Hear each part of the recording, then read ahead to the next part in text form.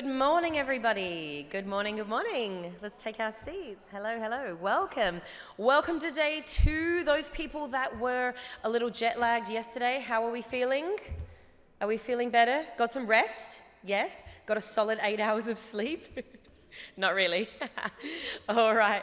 Well, welcome back. Hope that we have a fun day for you and you can still stay awake if you are jet lagged. And for those of you who weren't here yesterday, my name is Angela and I am the MC for this event. We had a fantastic day 1 with some really informative presentations. So today we're diving deep into the future of learning with sessions that promise to enlighten, challenge and inspire. It's a day to connect with trailblazers, share groundbreaking ideas and discover innovative approaches that will redefine what education can be. So let's not let everybody forget any photos that we take. Let's make sure to use the hashtag education2conf. I'll spell that out for you. EDUCATION 2, the number 2, CONF. Hashtag education2conf, and make sure to tag any photos that you take of this wonderful event. It can be photos that you take of people up on stage. It can just be a selfie with a new contact, a new friend that you have made. So before we begin today, I would like to extend a warm thank you to our sponsors, Puzzlebox Academy, EduPassport, and Top Mathematics Education Centre, and also Kijana Educational Empowerment Institute. Let's hear it for our wonderful sponsors. Okay, now to dive right into our first session this morning.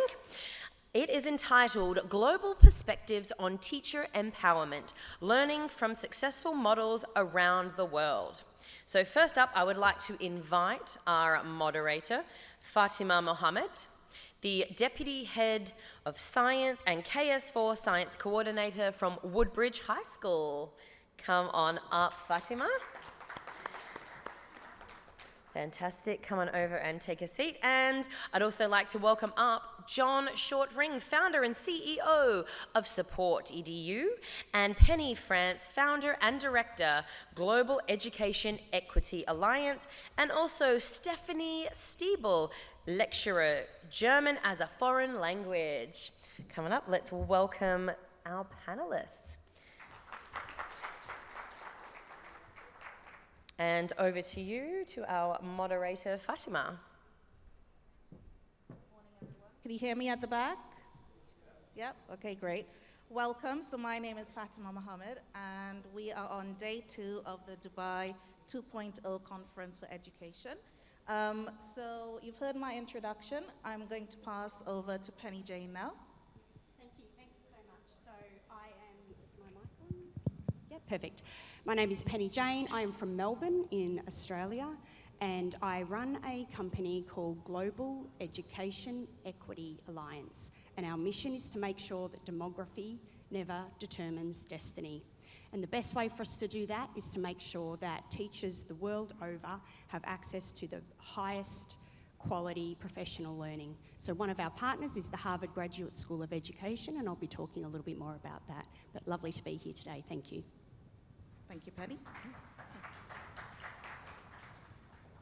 So my name is Steffi. I'm from Germany. I'm a lecturer and teacher of German as a foreign language, as you heard before. I also work as a managing director of a sports federation of paddle, this incredible sports which is coming up all over the world. And maybe there is time to talk about the parallels in both of this.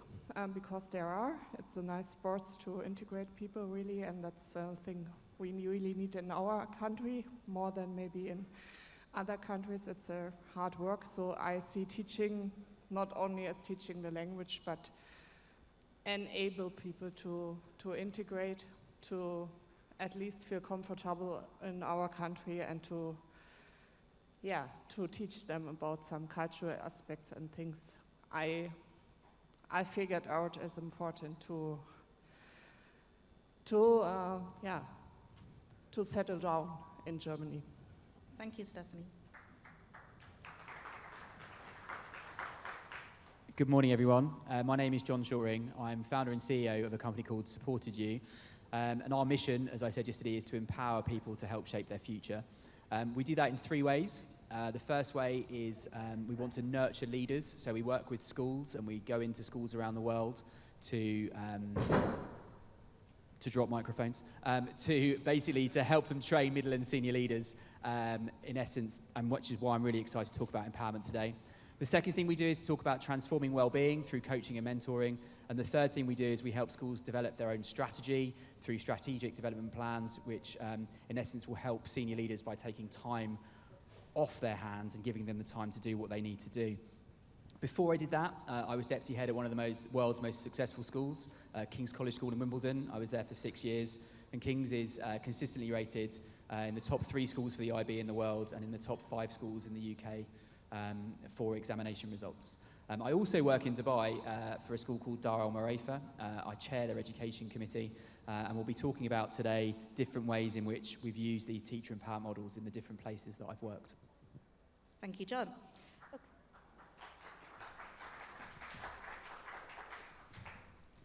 And so, kicking off our global perspectives on teacher empowerment and learning from successful models, I'd just like to warn the audience that there will be an opportunity for you to discuss with each other, so please keep track of our discussion today. First question for today's discussion is the 3 words or phrases you would choose for teacher empowerment. Okay, well, I will start. 3 words. Know your impact. Teachers want to know their impact. School leaders want to know their impact. And the reason for that is many of them invested their lives in education because they are the impact story from a teacher. They are the person that one teacher reached out and touched and had a profound influence on. And they want to have that same impact on their learners. Thank you, Penny. My 3 words are: first is trust, to give people trust in the room, in the space where they are in the group, and trust to themselves as well. That leads to the second, which is self-confidence. People who come, we talked about that before in the preparation, who decide to go to another country, often the qualifications are not accepted or not good enough or whatever, cause to bureaucracy things as well. And but they are worth something, although maybe they don't have the correct paper. And third thing is like thought friendliness. So you have to allow your students to make thoughts. I'm coming myself from a GDR, so I was raised the first 12 years in a communist system, and there it was not so welcome to make thoughts. And that is something I can feel in my history and my style of learning until today, that it was a very worse thing, and so I take care a lot about to don't give that to my students. Stephanie? Mine are 3 T's. Mine are time, training, and trust as well. So I firmly believe that to empower teachers, we need to give them the time to do their job. We need to be able to give them training at every stage of their career, which will help them flourish, which will help them develop. And the third thing is that we need to trust them. We need to trust them within the classroom, but we also need to trust our middle leaders, and we need to be able to trust our middle leaders to help develop the teachers, but also to do their job. And therefore, we also need to then trust, as potentially principals or CEOs or boards, we need to be able to trust our senior leaders to run the school, whilst also being held accountable for their actions. So the 3 things for me are time, and we'll talk about these a little bit more later: time, training, and trust. So thinking about our teacher empowerment, 3 words and 3 phrases that our colleagues have said, knowing your impact, trusting each other, trusting the staff, and also having the time for the staff to do these things, what are the 3 words or 3 phrases that teacher empowerment isn't? I don't know about my fellow panellists, but I'll tell you it is hard to distill what it's not in 3 words or phrases. So bear with me. First one is mistrust and demoralisation. The second one is initiative fatigue. The third one is compliance-orientated bureaucracy. And when we become educators, we do not become educators to tick a box, to be told what to do by people who have never been in a classroom before and have very little idea of how we make impact. And we do need to be trusted by those that lead us. And so they are the things: distrust, demoralisation, initiative fatigue, and compliance-orientated bureaucracy. Thank you, Penny. Stephanie. As my 3 phrases, I chose personal criticism, which is not constructive, because if that goes under a border, so it's in connection with this thought friendliness I told before, or spoke before about. A second thing is missing explanations. So if you understand things, you can follow them. Also, you maybe don't agree with it, but you can follow if you understand why decisions are taken like this or that. And the third thing is to make students or people feel worthless. So that's also a thing we talked before about their qualifications, acceptance, and everything. And if people feel like I'm not worth anything in this new place maybe, or at whatever place you are, then it's not good for learning and to make progress in yourself. Thank you, Stephanie. I'm going to go with 2 words, and that is well-being washing. Now, I'll just explain that. To me, teacher well-being is not yoga on a Wednesday afternoon, cakes in the staff room on a Friday, staff football, etc., etc. Those are all lovely things, but they're not going to keep teachers in your school, and they're not going to empower teachers to do their job. To me, teacher well-being is about teachers feeling valued, teachers being paid appropriately, teachers having the time to do their role, but also teachers feeling that whoever is line managing them, whoever is responsible for them, has their back.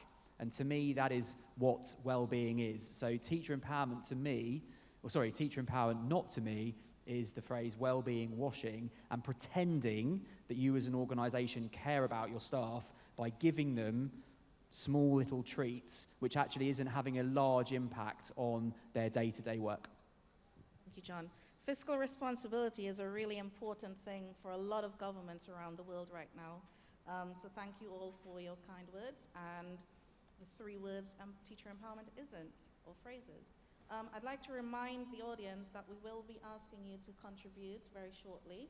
But before we do that, we would now like to consider the model that we now know that works to address those important key points that our panel has raised. How has it helped you, helped your staff to address the idea of teacher empowerment? Wonderful, thank you so much. So I was 7 when I realised that the world was not an equitable place. My family moved from Australia to a very small rural village in Papua New Guinea, and no one had to go to school there, and so their life chances were pretty minimised. And so that sole experience made me want to become an educator. And not only that, I wanted to become the very best educator I could be, an advocate for those who live in places where demography does determine destiny. And that happens in my home country a lot as well. So I, in 2011, went to Harvard and I studied a course called DataWise, and we work with schools and systems around collaborative data inquiry in order to build equitable schools and systems. And the way we do that is very, very deliberate. We have a very, very significant equity lens over our improvement process, but we do that in a couple of different ways. One is that we mindfully build a sense of belonging, because we cannot be asking for teachers to work on their student sense of belonging within the classroom if the teachers themselves do not have a sense of belonging to the other staff around them. We work very, very clearly with them on their why story, why they are in education, how equity matters to them, and how it influences and impacts the work that they do. And then we work on building their data literacy and then telling a story that will inspire curiosity for their colleagues to want to dig down into who is not being served by our current curriculum programs, who is not being served by our current social and emotional learning, who is not being served by the way that we measure and monitor attendance and engagement. And we work very, very clearly around those key areas. And the idea is that we have grounded at the basis of our work what we call the instructional core, which comes out of the Harvard Grad School of Education. It's now called the Learning Core, and it comes to the fact that anything to do in education comes down to three interrelationships. That is the interrelationship between the content that is being taught, the teacher or the facilitator, and the student or the learner. And you can't change one without changing them all. So we systematically go through a process whereby we ask for educators to turn the mirror on themselves and to think about ways that they may or may not be providing equitable opportunities for the students they serve. And then what we also do is we come up with very, very clear action plans with very clear impact measures. And you'll understand already that I'm very passionate about the impact measures. And they shouldn't be something that you can read once the standardised assessments start. It should be something that you can measure within about 4 to 6 weeks. And so we've done that now for a number of years at Harvard. And after many years of agitation, I got them to finally agree to send across a teaching team to Australia in 2019. So the DataWise Australia Institute was the very first institute that the Harvard Graduate School of Education had ever run off campus. That is now an annual event. We've done 5 and I'm already planning for 2025. And the aim is that any school in the Southern Hemisphere or any school system in the Southern Hemisphere can attend that in Australia. So we would love to see you and welcome you to our DataWise family. Probably in conclusion, I would say, as an educator or someone who's passionate about education, you must always be able to answer the question, what is my impact? And my impact has been 5 conferences or 5 institutes now off campus. Harvard are now entertaining where else they might be able to work. I have Harvard certified coaches that have helped me to scale the work, and I've reached over 500 schools in the time that we've been working. So that is my impact. And I think every day we need to ask ourselves, what has been my impact? Thank you so much. Penny? I totally agree what you said about relationships to the class, to each student. And yeah, for me it's mainly also, I always tell my class that this works as a team. So it's not about who's the best student or who's the worst or who did the biggest progress. It's about to work together. And so here we can learn a lot from sports as well. And I'm always discussing it, and I can say mainly today I only do online classes. I fight it for this because in my country, schools and also adult institutions, they are not convinced that this is the best option. After Corona, they mainly went back to presence, but I wanted to do that online to be able to travel to the world. So I was a bit selfish in this case, but also I made my own experience with learning Spanish the last 3 years up to a quite good level, and I did that only online and in the country. So I know it works.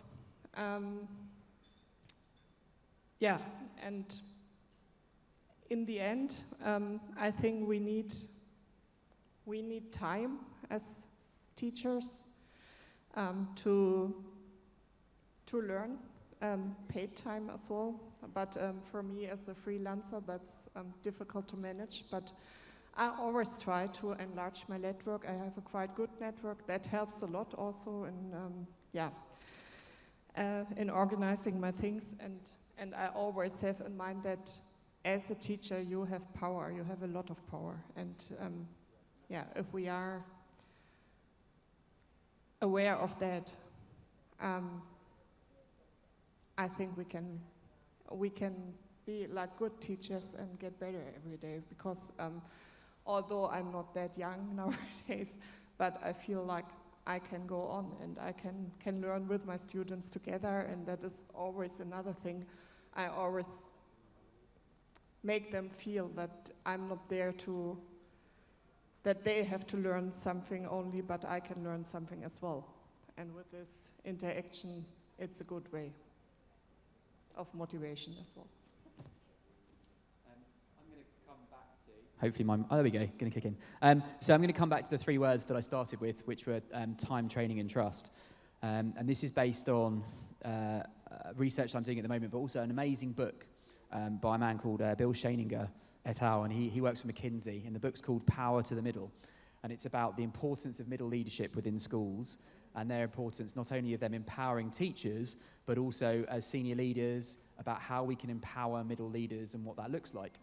And from there, and in terms of we're talking about models, I've spoken to a number of schools around the world. I actually, some of the statistics I'm going to mention now actually came out of a conference I was in Saudi Arabia on Saturday. And the teachers and the middle leaders that I've been speaking to and surveyed, 80% of them say that at the moment they are doing too much admin, that the vast majority of their time is spent on administration, that 20% of them, so teachers and leaders within schools, actually received any training or receive training at the moment that is specific to their role, and that 15% of staff in schools feel supported in what they do. And to me, that was the one that was kind of the most shocking. So what do we do? If we're going back to our 3 words, let's say, how do we empower teachers? Let's put them first. Let's put staff first.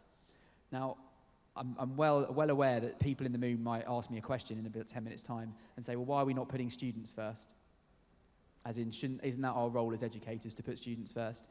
And actually, in my view, if we put staff first, we are putting students first. It might be as an individual teacher in a classroom, you're putting your students first. But if we're talking about leaders, if you put your staff first, then actually you are putting students first, because you as a leader cannot have an impact, talking about impacts, on every single student in your school, but you can have an impact on every single individual teacher in your school by the way you run it. And that then has an impact on the individual students. So that's the first phrase that I would talk about. So just some ideas, some thoughts, some things that I've picked up in my research, nice 3 words. So let's talk about time. Now, we've seen a move in business and in different sectors towards flexible working. I'm staying with some friends in Dubai at the moment, and they work in different spheres, and one of them is driving to Abu Dhabi today, and one of them is working from home. Now, that's quite hard to do as a teacher, to work from home, unless obviously you're in the online world, and obviously the growth in online schooling does enable that. But how can we be flexible in our scheduling for teachers? How can we do that? Can we, for example, schedule them on 4 days and have 1 day of professional development or 1 day of meetings? And of course, in Dubai, in essence, it's a 4.5-day week anyway because of the Friday. So is that something we consider? How open are you to part-time teachers? Now, this is a personal story, but my wife is a head of department in the UK, and she is able to do that on a part-time contract. When she came back after having our children, they were open to her doing that and having 1 day at home doing her administration. So how open are you that as schools to doing that? What about time to meet? So are you giving your staff time to meet in their day? Or are you scheduling their department meetings or extraneous meetings after school, before school, at lunchtime, in their own time? Or can we do it during the school day? Can we block off a period here or there? Can we give them time to do their work?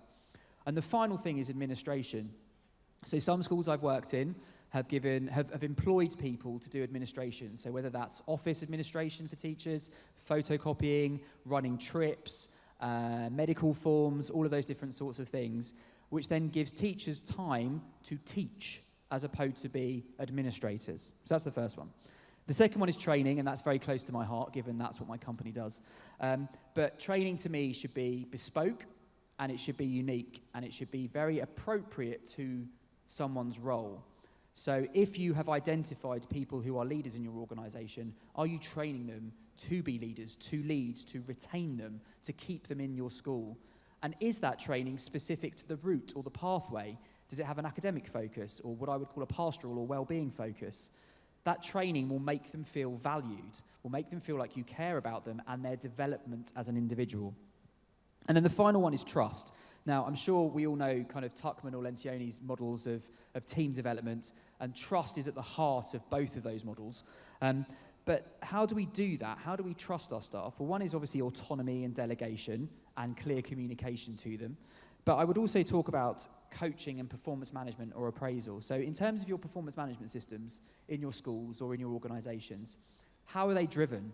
Are they driven by a once-a-year meeting with a leader, or are they continuous? Are the targets set by the individual? Does the individual own the targets? Do you trust them to hit those targets and have those developmental conversations with them? So I would say, in conclusion, going back to my 3 words, in terms of empowering teachers and leaders within your school, can you consider, and this would be my takeaway for you to think about how potentially you could do this in the coming weeks, how can you give your team the time to do their job? How can you give them the training to do their job? And how can you show your team that you trust and value them? Is that on? Thank you, John. Thank you, Penny. Thank you, Stephanie, for all of your kind words. I have one more thing to add. So thinking about models, successful models around the world, and our colleagues here have given us some excellent ideas on how to be successful with that in terms of measuring our impact, the give and take within the relationships we have with our students, with our staff, and then the time, trust, and training. All of those things are so important. And I would like to add, from my perspective as one of those middle leaders, John was talking about training, we tend to think of the relationship of teachers, parents, and students, but there's an extra element there, the governments. Governments around the world are pushing education in whatever shape or form there are. And so instead of it being a triangle, it's actually a square. And if one element isn't doing their job, their responsibility, or their part in that relationship, everything falls. And when I said earlier about fiscal responsibility, that's what I meant. Our governments around the world, they have that responsibility to the teachers, and the teachers in turn have that responsibility to the parents and to the children. But if one of those elements are not doing their part, it all falls. So in the last few minutes, we would now like the audience to take part in a discussion. So can you please turn to one person and speak to them on your table, and perhaps consider thinking about the discussion that we've had today about teacher empowerment and some phrases. So perhaps as the basis for your conversation, I'd like you to keep in mind the following prompt. I used to think, now I think. So as a result of what you've heard from our panel today, what is something that you used to think about teacher empowerment, and what is something that you now think? And we're going to give you a few minutes, and then it would be really great to hear some of your used to thinks, now I thinks. Off you go.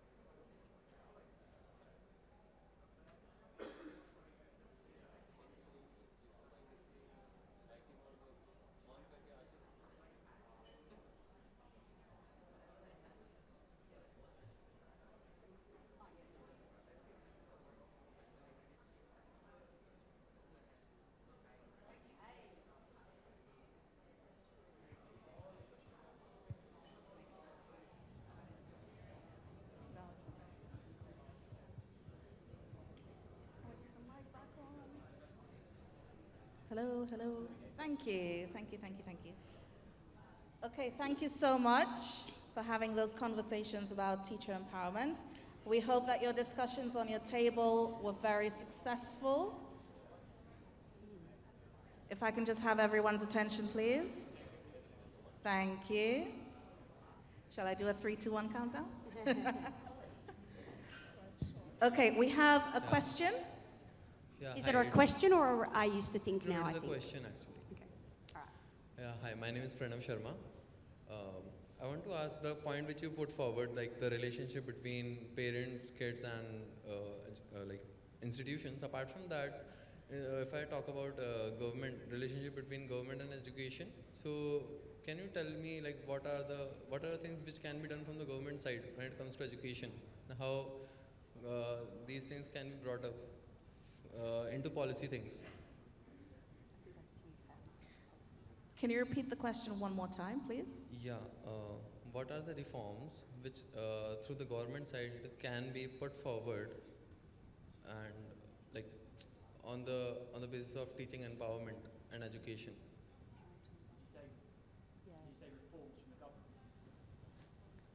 I'm just going to see. Oh, there we go. On policy level. Yeah, so I mean, from a UK perspective, we're waiting for a new government to come in at the moment to see what will happen. One of the things that's just happened is that they've changed the way we prepare teachers for teaching. So it used to be a 2-year process whereby you would, a 1-year training process and then a 2-year, what we called ECT. And they've combined them together now, which in essence has a clearer pathway. So that's number one. And then the second thing we have in the UK is that we have national professional qualifications in various different leadership areas. And that's been quite a positive thing with regard to how people are training and how people are being empowered in terms of their training. But the big problem, if I'm honest, is time. Okay, that's the big thing and I think definitely in the UK and some of the schools that I speak to in the UAE, is the time available. And really, if I'm honest, the only way to do that is to employ more teachers. And we can't do that because we haven't got enough teachers. So are there any best practices which are being done on a global level when it comes to teaching or for teachers? So, well, I mean, in terms of going back to encouraging people into the profession, then we need to pay them more, and we need to make it regarded as a fundamentally important career for people to explore. And I believe that. Like, I've been in education over 20 years now, and it's got to be something that is well regarded in a community and in a society. And I mean, no disrespect to certain jobs within the UK, but they're better paid and they require less skill. Thank you. I'm wondering if anyone has an I used to think, now I think, that they would like to share. Wonderful. Just come down here to the mic. Thank you so much, sir. So I used to think, now I think. Okay, thank you for that. That's been really interesting.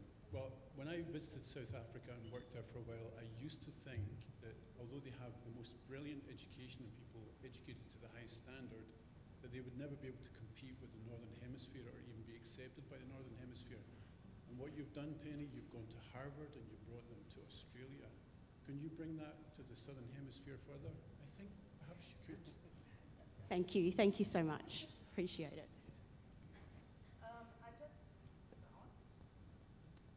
Is this mic on? Yeah. Okay. So I just want to go quickly back to what John said about the national professional qualifications. So I'm one of those people who are currently doing one of those qualifications, and he's spot on in terms of time.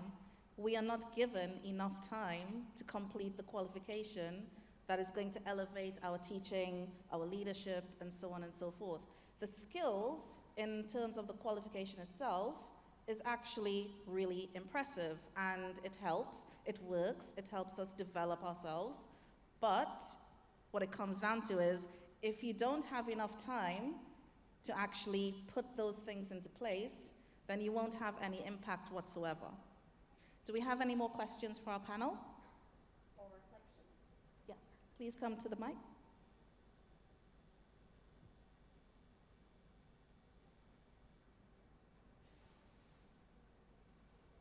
Thank you for giving me an opportunity. I'm Abhilash. I have a question to the panel. What do you think is the impact of virtual learning in today's day and age? Virtual learning. Empowerment, in terms of how we can empower teachers.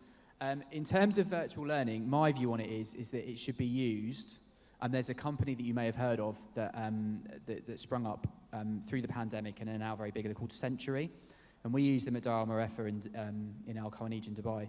And what it does is it basically enables students to take a range of maths and science questions, and then the staff can use the data that comes out of those questions to set targets.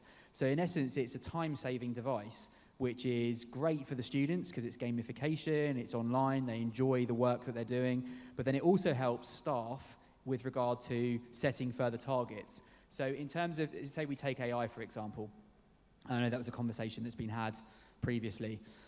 It's got to be about making life easier for teachers. So that's the first thing. The second thing is that, particularly from a professional development sort of thing, one of the things that I'm really interested in seeing over the course of the next year are the developments of professional development platforms that when you insert what you are doing in your school as a teacher and what your targets are, then bespoke programs can then appear. So a bit like you could be on, there's a company called Sono, I think it is, who are looking at this at the moment. And you, in essence, can create it within your school, and then it will pull out either LinkedIn learning courses or courses that you've curated in your school. And then rather than someone sitting there manually inserting it into a spreadsheet and then pulling it out, it automatically appears. So from my perspective, virtual learning, AI, those sorts of things is about giving teachers more time to do their job. And I'm sure there's a lot of other ways that they can do it as well. Of course, sky's the limit. Something maybe from this online learning point. I had one class with people who didn't know to write and to read in their own language. Also, it was an Arabic class, people who came from Arab countries to learn German. And in this Corona period, my organizer from the institution, she said, yeah, okay, with the other classes we go online, but with that one not, because people are not able to use the devices. And I said, what? Why? Why are they not able to use the devices? They are able maybe better than you. And let us try at least. Yeah, but that's so much administration and everything. And in the end, I convinced her after a while, and we did this class until the end online. And I said to the people, because sometimes we had the discussion of maybe we should go back and everything, but we could go on. For the mothers, it was quite nice because they could organize the class and more participate than in a presential class. And I always said to them, and I said that every day, that now you have a competence. You have the competence that you can do and organize online learning by yourself. And that's maybe much more important than the language skills you got. So that can be an aspect as well. And from virtual learning, there are so much nice things you can integrate in your classes. For me, it's amazing, but we have to get used to it and to be open and just to integrate it. Yeah. We made a very conscious decision post-COVID that we were going to return to face-to-face. And the reason for that, for our institutes, was people could not do another WebEx or another Zoom. They were tired of being at screens. And it is harder for me to speak meaningfully about why you became an educator, build a relationship with you, in order to be able to challenge you around in patterns of inequity that I see in your school or your system, if I don't have a face-to-face relationship.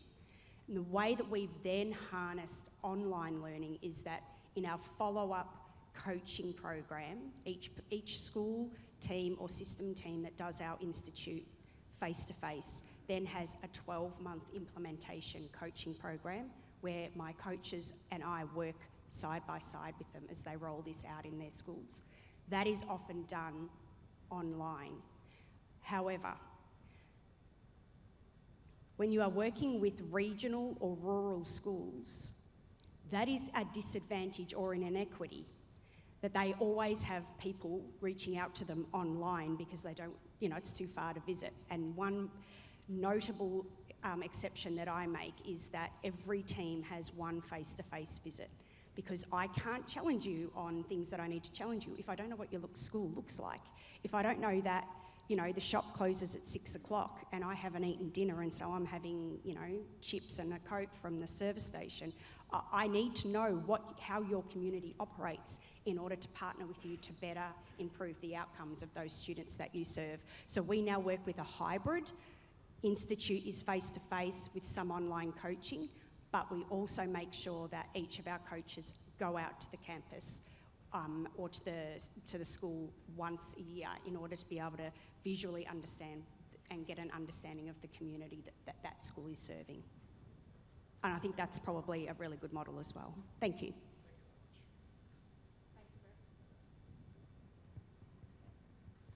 Can you hear me now?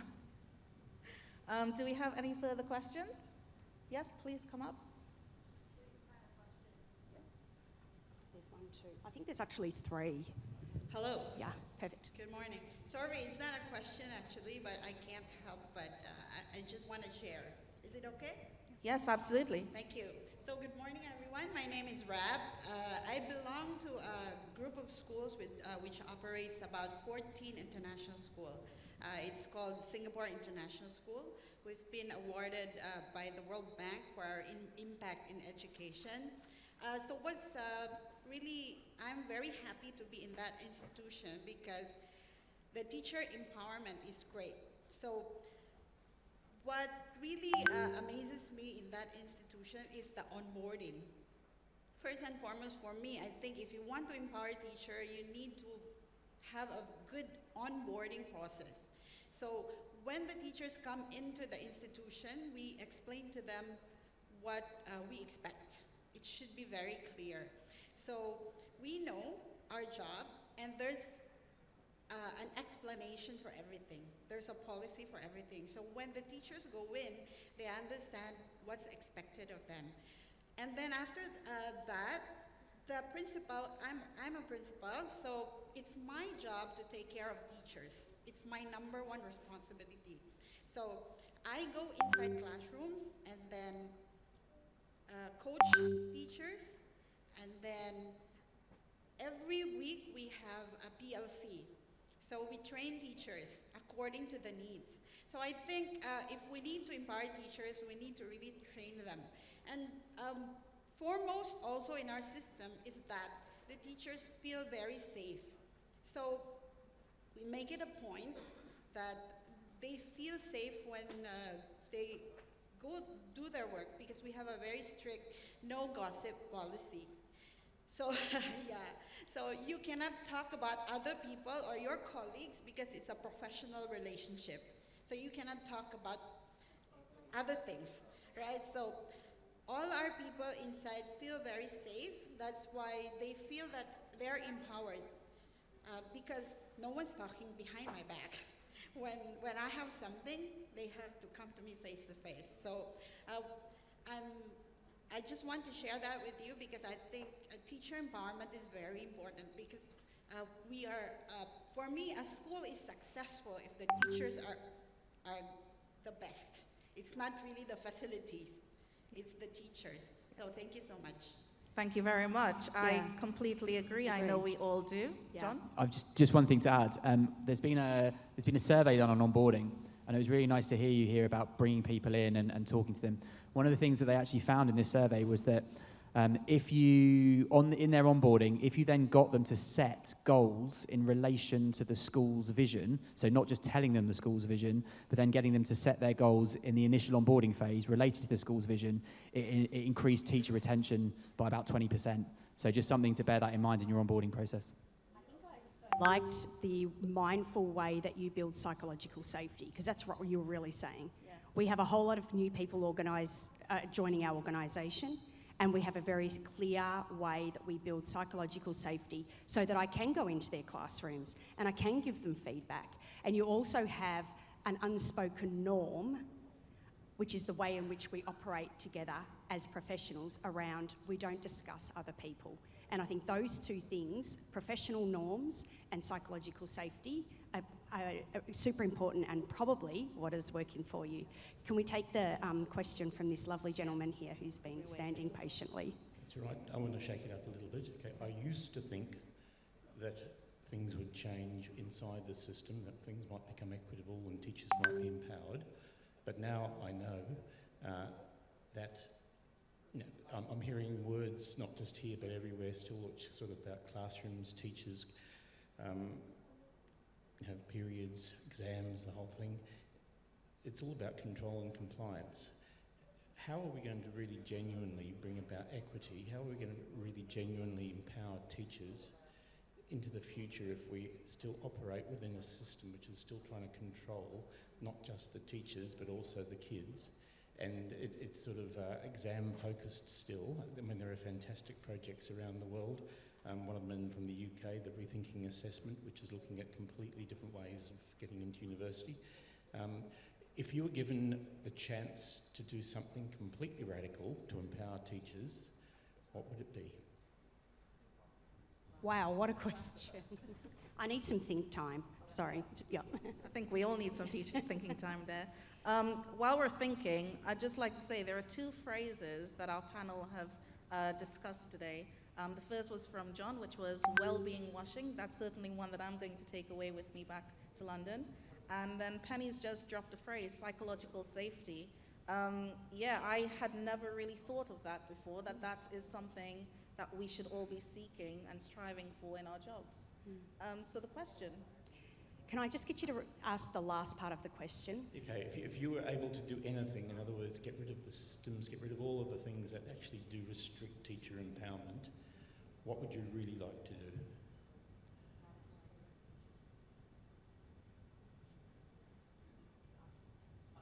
I mean, a simple one, which isn't related, well, I suppose it is related to governments, as in, you know, Fatima brought up the role of governments. You yourself have spoken about the examination system and the university system, and there was a really interesting panel yesterday on higher education and the fact that we are constrained by that as schools, and I think we'll continue to be constrained by that as schools until that diversification happens.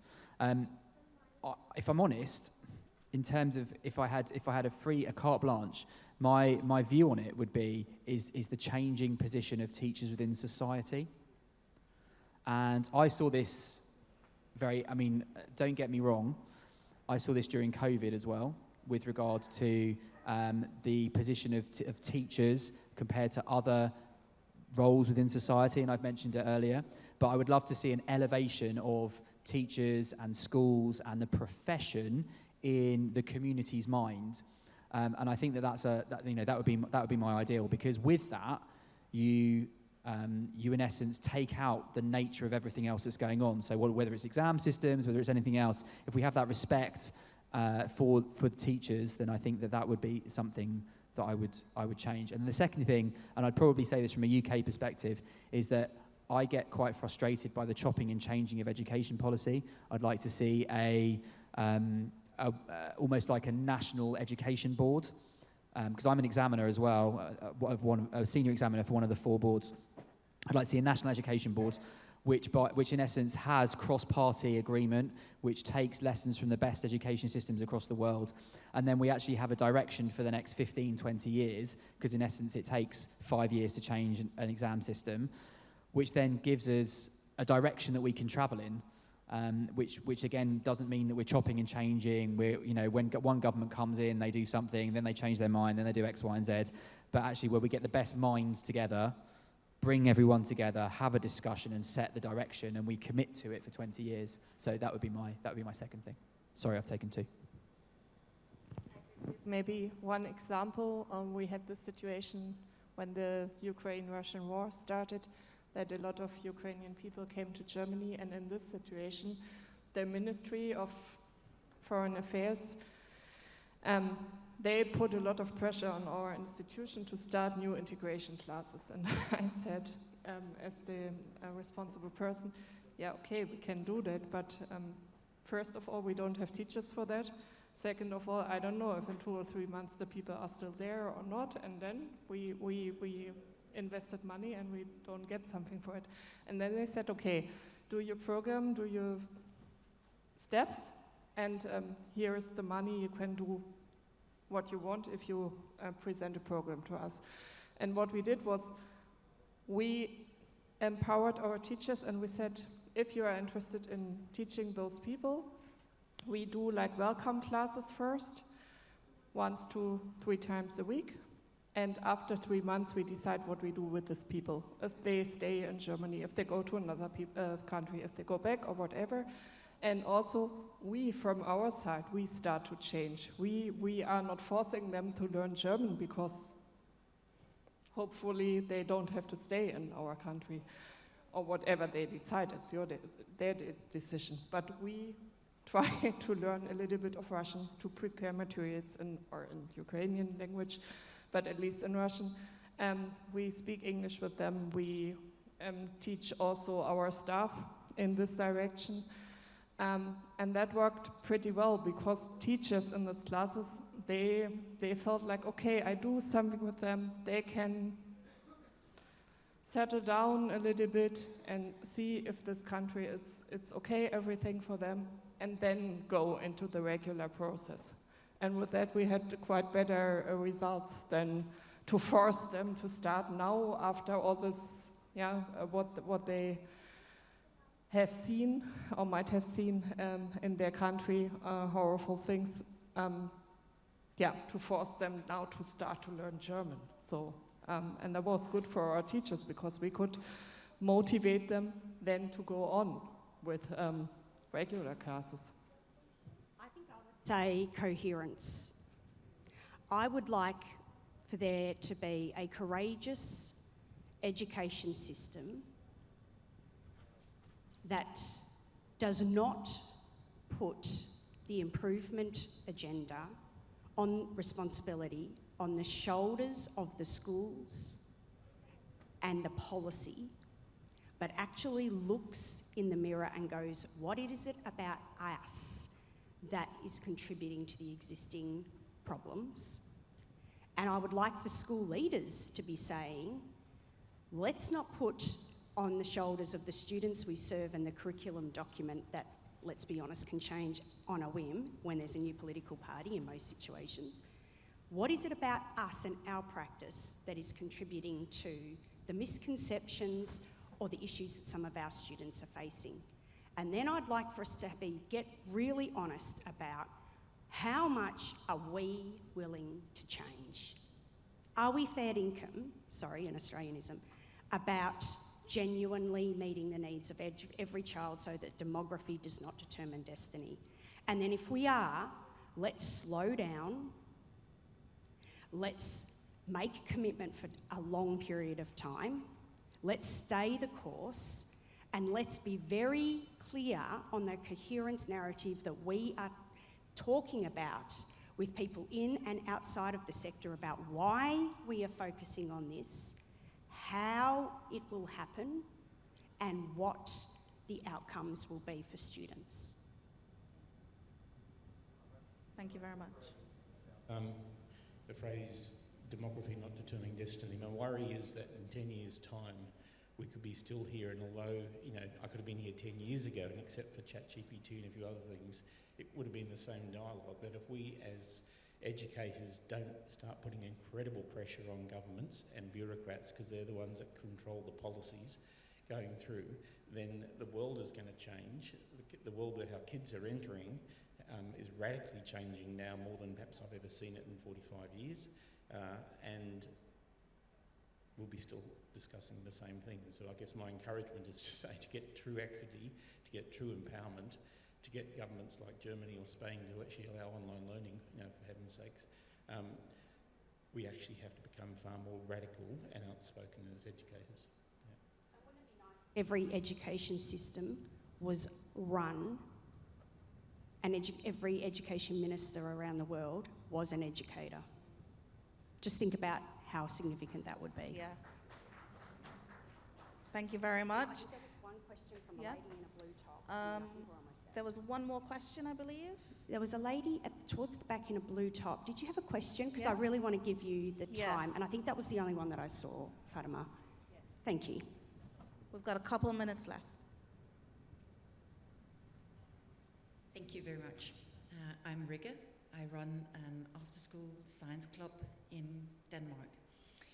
I was just wondering, it's very important, of course I agree, to measure your impact or know your impact. But can you give some examples of how to measure impact? It's basically to all three of you. Yeah, I can. For too long we have privileged academic scores and other measures like attendance. But I wonder what would happen if we genuinely knew all of our students or all of the members of our organisation, And in knowing them, we knew what they were struggling with, and we could come up with a way to determine impact around that. So I'm thinking, what about the student who is neurodiverse? Let's have a think about. Rather than in Australia, we have a lot of those in our general classroom populations, and I work with teachers around, so what is a good outcome for this student? And maybe it's moderating themselves, or maybe it's that they don't have to be extricated from the class quite as often as they have. So it's about knowing the person that you are trying to reach, and then knowing what it would look like for them to experience success. And I actually work very closely with a school in Victoria who has a really radical principle, and he says, because of his own why story and the fact of and his chronic disadvantage as a child, he actually mandates that all his teachers have a circle time at the end of their day, and each child must be able to articulate how they were successful in a way that is measurable. So I think the reason why we can't often measure impact is because we don't know enough about our learners to know what would be impactful for them. Thank you so much for your question. We are running out of time, I'm afraid. But if you have any other questions for us, we will be out on the floor very shortly. Thank you very much to John Shortring, Stephanie Steeble, Penny Jane, and I've been Fatima Mohammed. Thank you very much.